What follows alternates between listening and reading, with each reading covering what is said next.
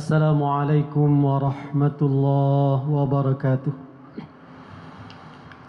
Alhamdulillahilladzi bi ni'matihi tatimmus shalihat wa bi fadlihi tatanazzalul barakat wa bi mannihi tuhitu bina ar-rahmat. Asyhadu an la ilaha illallah wahdahu la syarikalah wa asyhadu anna Muhammadan abduhu wa rasuluh sallallahu alaihi wasallam la nabiyya ba'dah. Bapak Ibu jemaah kaum muslimin kaum muslimat yang dimuliakan Allah Subhanahu wa taala. Alhamdulillah kita bersyukur kepada Allah Subhanahu wa taala siang hari ini bisa hadir di rumah Allah ini melaksanakan salah satu kewajiban kita itu salat zuhur. Insyaallah nanti kita laksanakan, semoga Allah terima rangkaian ibadah kita siang hari ini. Salat dan salam kita kirimkan untuk Rasulullah sallallahu alaihi wasallam. Bapak Ibu jemaah kaum muslimin kaum muslimat yang dimuliakan Allah Subhanahu wa taala. Saat ini kita berada di zaman di mana ilmu pengetahuan teknologi begitu maju. Dulu ketika saya kecil menonton film kartun, ada orang bisa berbicara di film itu, melihat lawan bicaranya itu muncul ya gambarnya. Bisa berbicara, orangnya jauh tapi bisa dilihat orangnya di layar. Apakah di jam atau apa bentuknya. Itu dahulu, hari ini sudah menjadi kenyataan. Kita bisa berkomunikasi dengan orang yang jauh, bahkan terpisah benua, kita bisa berkomunikasi dan bisa melihat bagaimana kondisi saudara kita yang kita berbicara dengannya. Dan begitu banyak kemajuan teknologi hari ini. Namun ada hal yang perlu menjadi perhatian kita lebih serius, di mana kemajuan ilmu dan pengetahuan tersebut kalau kita perhatikan tidak sebanding dengan ketinggian adab dan akhlak.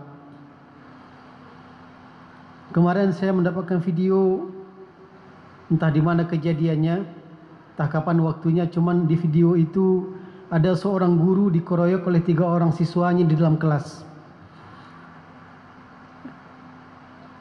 Betapa memilukannya kondisi ini di tempat di mana semestinya muncul adab diiringi ilmu, tetapi yang terjadi kemudian bagaimana peserta didik ini tidak menampakkan adabnya.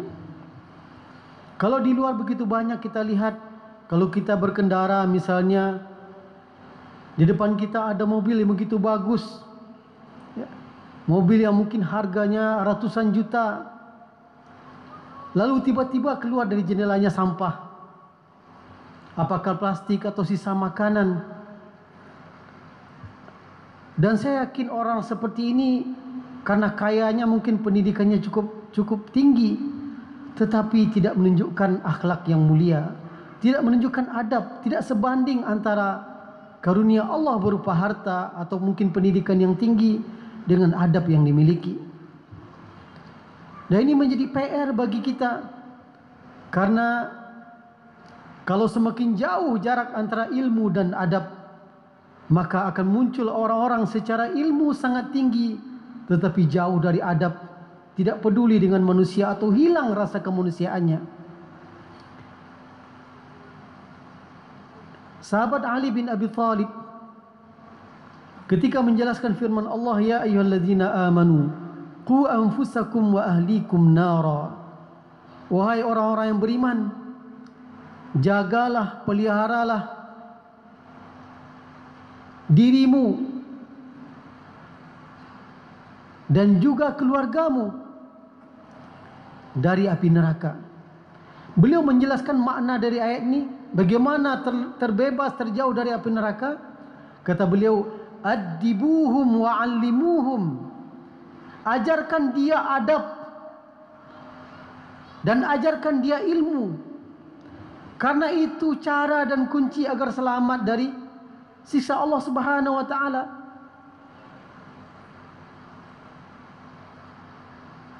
Dan hari ini kita menemukan bagaimana ada jarak yang jauh antara ilmu dan adab ini. Para ulama terdahulu, salafus saleh terdahulu dari para sahabat, para tabi'in sangat konsen, sangat peduli dengan adab, dengan akhlak. Bahkan kepedulian dan fokus mereka itu jauh lebih besar dibandingkan ilmu. Makanya kita temukan ungkapan seorang salafus saleh, Abdullah bin Mubarak, mengatakan,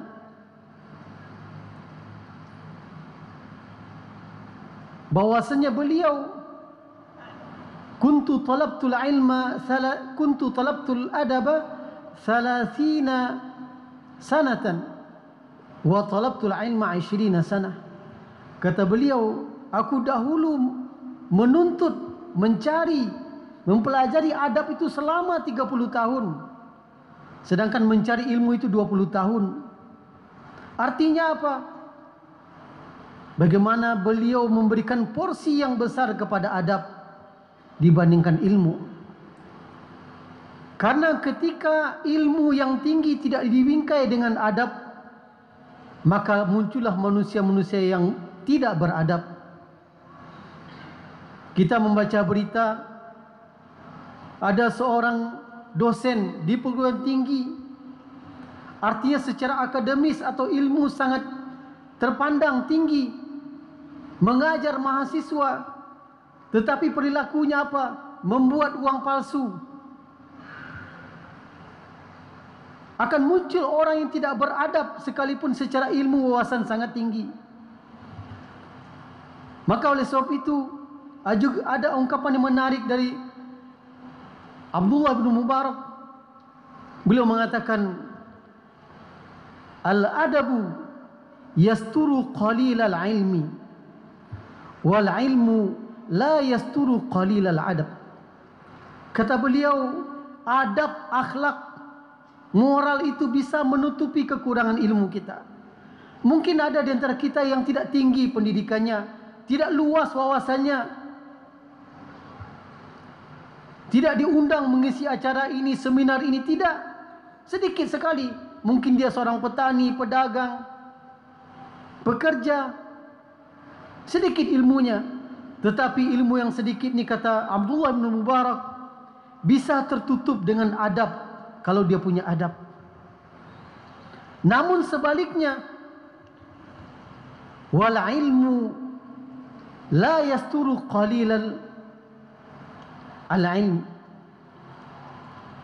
Al-ilmu la yasturu qalilal adab. Tetapi sebaliknya, ilmu tidak bisa menutupi kekurangan adab. Artinya apa? Sekalipun luas wawasan seseorang, sekalipun tinggi gelar akademisnya, tetapi kalau tidak beradab, maka ilmu yang tinggi ini tidak akan menutupi kekurangan adabnya. Akan tetap terlihat bagaimana adanya jurang yang jauh antara ilmu dan adab. Suatu kali Khalifah Al-Ma'mun bertemu dengan seseorang. Orang ini berbicara begitu baiknya, berbicara memilih kata-kata yang bagus, dengan adab yang bagus. Lalu dia bertanya kepada orang ini, Ibnu man anta? Kamu anak siapa? Biasa kita bertemu dengan orang-orang yang kita kagum dengannya. Di antara kekaguman itu adalah kekaguman kepada akhlak. Khalifah Al-Ma'mun bertanya, kamu anak siapa? Jawaban dari yang ditanyainlah, Ibnul Adab. Aku adalah anak dari adab. Bayangkan, ini sebuah jawaban yang sangat istimewa. Paling tidak menggambarkan yang pertama, bahwasanya orang tuanya itu punya predikat atau sifat yang baik, sehingga dia lekatkan nasabnya itu kepada adab. Karena pada hakikatnya kita ini anak orang tua kita, tetapi dia tidak katakan saya anak si fulan atau saya anak si fulanah, tidak. Tetapi dia katakan ana ibnul adab, aku adalah anak dari adab. Artinya dia bangga dengan orang tuanya yang mengajarkan adab kepada dia. Dan yang kedua, Ungkapan tersebut juga menunjukkan bagaimana kemuliaan seseorang itu bukan karena nasabnya, tetapi karena adabnya. Ini juga yang dikatakan oleh para ahli ilmu, al-fadlu bil ilmi wal adabi, la bin nasabi wal asli. Kemuliaan seseorang itulah karena ilmu dan adabnya, bukan karena nasabnya, bukan karena bapaknya si fulan, tidak, atau bukan karena asal usulnya, tetapi orang akan mulia karena adab dan ilmunya. Ada lagi bagaimana sikap salafus soleh terdahulu yang juga disampaikan oleh Abdullah bin Mubarak, bahwasanya beliau ketika mendengar seseorang yang berilmu, beliau katakan, idza wusifa li rajulun lahu ilmul awwalin wal akhirin, kalau disampaikan kepadaku tentang seseorang yang punya ilmu yang sangat banyak, menguasai ilmu-ilmu terdahulu dan juga ilmu sekarang,